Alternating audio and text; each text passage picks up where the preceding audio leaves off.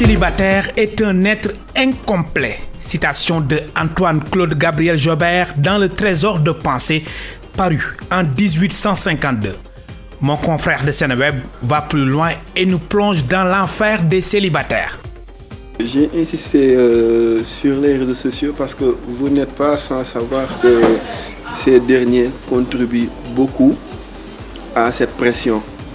C'est-à-dire, ce n'est pas une pression sociale, mais une pression virtuelle.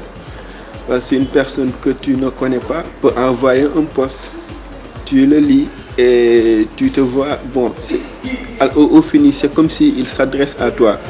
C'est-à-dire, on peut mettre un post où sont les célibataires, vous allez mourir avec le froid.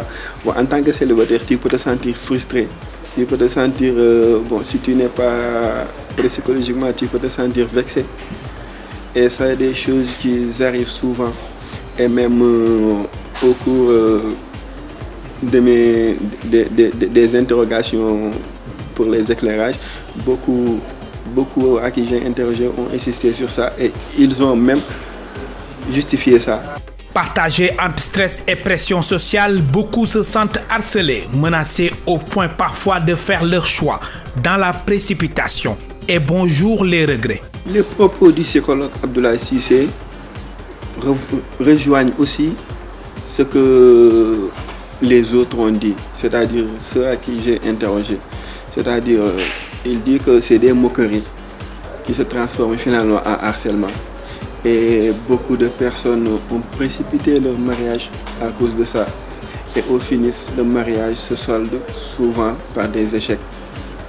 Pourquoi? Parce que l'union n'a pas été assez bien préparée et les deux conjoints n'étaient pas aussi prêts psychologiquement et mentalement pour affronter les difficultés du mariage. Et certaines railleries sont souvent considérées comme de simples taquineries, mais ce n'est pas toujours drôle et certains même le vivent comme un harcèlement. Par rapport au témoignage, j'ai pris des personnes, c'est-à-dire des cas pratiques, des personnes qui ont vécu cela.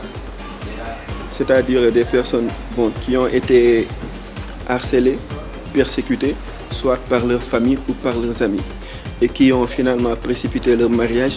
Et au bout du compte, cette union n'a pas fait long feu.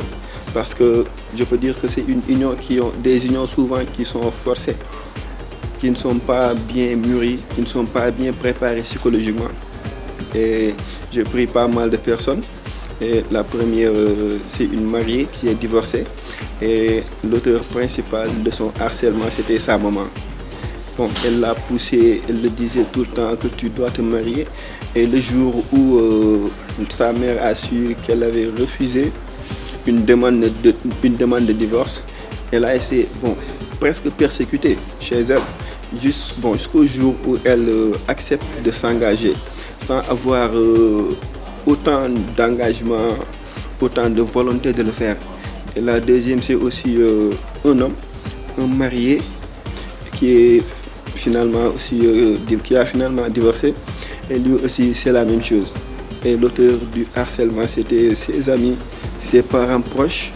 Et je peux même dire que sa belle famille. Être célibataire, un poids psychologique qui pèse lourd. L'auteur de l'article conclut en recommandant la prudence pour ne pas tomber dans le piège des mariages par commodité qui finissent parfois par des regrets.